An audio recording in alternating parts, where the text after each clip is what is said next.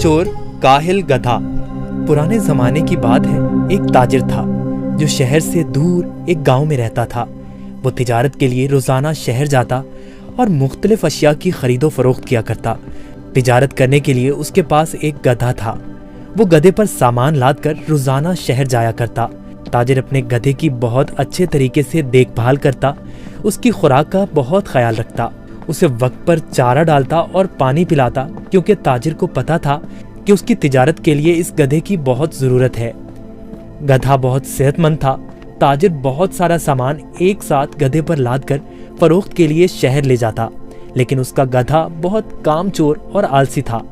उसको भागना दौड़ना खाना पीना बहुत पसंद था। ओ, आज फिर शहर जाना पड़ेगा। मुझे हमेशा छुट्टियां क्यों नहीं हो जाती? मुझे छुट्टियां बहुत पसंद हैं।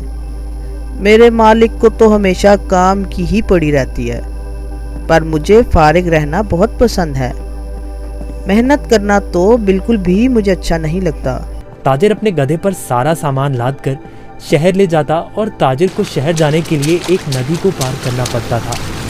शहर जाकर वो सारा सामान बेच देता।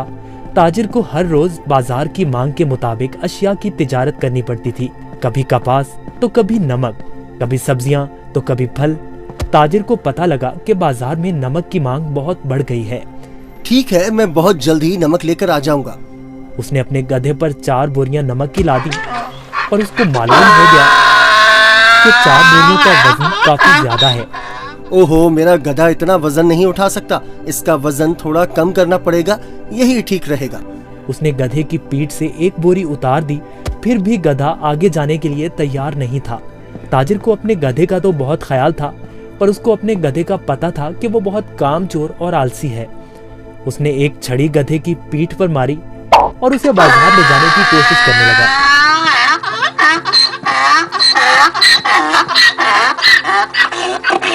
चलो, अब मुझे पता है तुम बहुत आलसी हो। तुम्हें शहर जाना बहुत जरूरी है, क्योंकि बाजार में इस वक्त नमक की बहुत मांग है।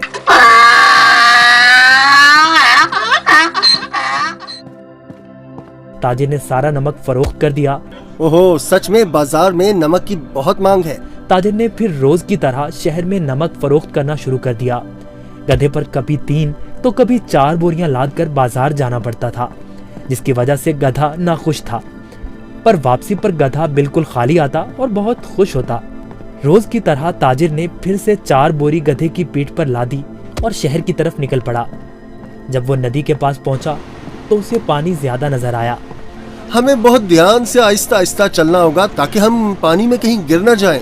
जैसे ही उन्होंने आधी नदी पार की, अचानक गधे का पांव एक बड़े पत्थर से लगा और गधा फिसल गया और पानी में बैठ गया।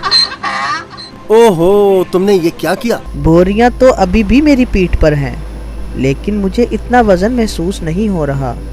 ये एक जादुई नदी है। गधा इस बात से हैरान था कि नदी में फिसलने की वजह से उन बोरियों का सारा नमक नदी में घुल गया था और बोरियों में से नमक खत्म हो चुका था, जिसकी वजह से गधे को वजन महसूस नहीं हो रहा था, क्योंकि बोरियों में नमक बचा ही नहीं था, सब खत्म हो चुका था। ओहो, मेरी सारी मेहनत जाया हो गई। अब मैं शहर जाकर क्या करूँगा? सारा नमक तो बह गया है। शुक्र है खुदा का, मेरा गधा तो सही सलामत है। गधे को कुछ नहीं हुआ। अब शहर जाने का कोई फायदा नहीं, मुझे अब घर जाना चाहिए। वाह, कोई वजन भी नहीं और काम भी नहीं।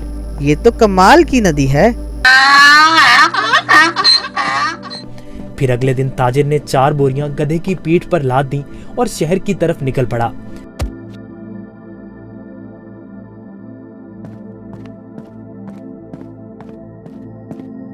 आहा, कल का दिन कितना अच्छा था।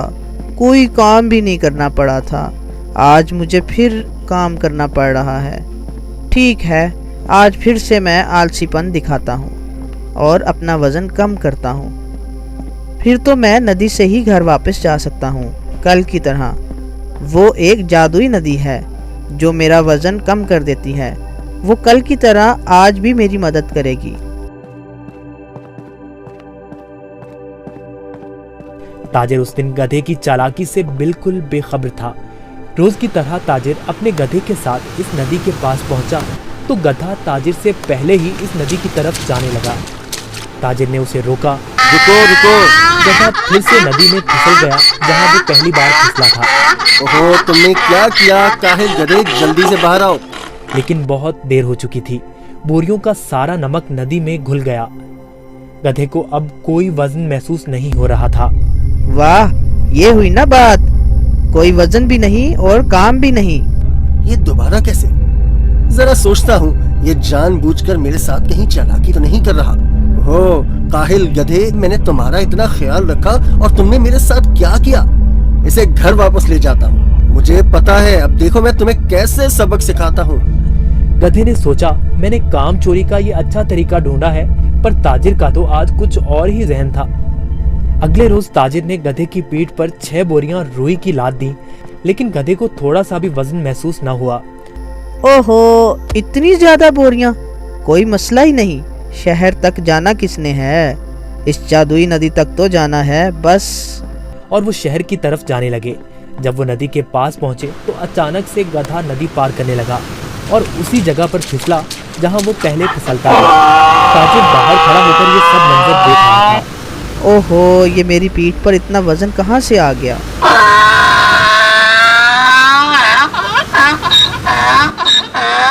ताजिर बहुत समझदार आदमी था। उसको पता चल गया कि उसका गधा जानबूझकर ये सब उसके साथ कर रहा है। इसलिए ताजिर ने इस दफा बोरियों में नमक के बजाय रुई भर दी थी। जैसे ही गधा नदी में फिसला तो रुई ने पानी जज्ब कर लिया और गधे की पीठ पर वजन ज्यादा हो गया। हाँ, तुम मुझे इतने दिनों से बेवकूफ बना रहे थे। तुम्हारी इस हरकत से मेरा बहुत नुकसान हुआ है। तुम्हें इस बात का अंदाजा भी है क्या? अब तुम इसी तरह बोरियों के साथ घर जाओगे। गधे को उन बोरियों के साथ ही घर आना पड़ा। इस तरह गधे ने अपना सबक सीख लिया और उस दिन के बाद गधे ने कभी नदी में फिसलने की हिम्मत न की। इसलिए नतीजा, जैसा करोगे वैसा भरोगे। अगर आपको हमारी वीडियोस अच्छी लगी हो तो इसको लाइक करें, शेयर करें और हमारे चैनल को सब्सक्राइब करें। शुक्रिया।